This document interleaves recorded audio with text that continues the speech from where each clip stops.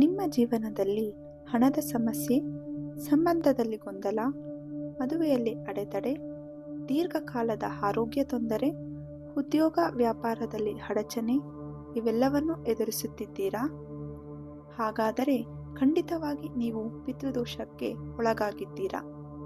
ನಮಸ್ತೆ ವೀಕ್ಷಕರೇ, ದೈವಿಕ ಜ್ಞಾನ ಲೋಕಕ್ಕೆ ಸ್ವಾಗತ. ನಾನು ಅಶ್ವಿನಿ ಕೃಷ್ಣ, ಅಕಲ್ಟಿಸ್ಟ್. ನಮ್ಮ ಜೀವನದ ಮೂಲವೇ ಪಿತೃಗಳು. ನಮ್ಮ ಅಸ್ತಿತ್ವಕ್ಕೆ ಕಾರಣರಾದ ಪೂರ್ವಜರಿಗೆ ಕೃತಜ್ಞತೆ ಸಲ್ಲಿಸುವ ಕಾಲವೇ ಪಿತೃಪಕ್ಷ. ಭಾದ್ರಪದ ಪೌರ್ಣಮಿಯಿಂದ ಅಮಾವಾಸ್ಯೆವರೆಗೂ 15 ದಿನಗಳನ್ನು ಪಿತೃಪಕ್ಷ ಎಂದು ಕರೆಯುತ್ತಾರೆ.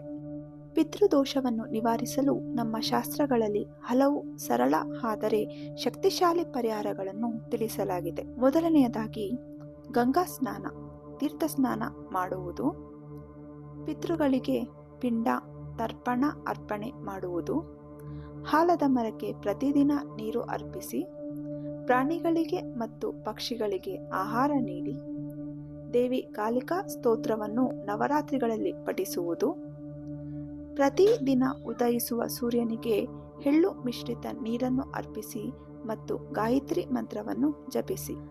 ಪಿತೃಪಕ್ಷದಲ್ಲಿ ನೀಡುವ ದಾನ, ಅನ್ನ ಸಂತರ್ಪಣೆ ಮತ್ತು ಸೇವಾ ಕಾರ್ಯಗಳಿಂದ ಕುಟುಂಬಕ್ಕೆ ಶುಭ, ಐಶ್ವರ್ಯ, ಆರೋಗ್ಯ ದೊರಕುತ್ತದೆ ಎಂದು ಶಾಸ್ತ್ರ ಹೇಳುತ್ತದೆ.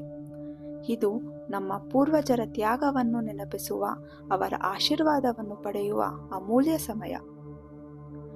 ಇನ್ನಷ್ಟು ಶಕ್ತಿಯುತ ಪರಿಹಾರಗಳಿಗಾಗಿ ಮತ್ತು ನಿಮ್ಮ ಜಾತಕದಲ್ಲಿ ಪಿತೃದೋಷವಿದೆಯೇ ಎಂದು ತಿಳಿದುಕೊಳ್ಳಲು ನನ್ನನ್ನು ಸಂಪರ್ಕಿಸಿ.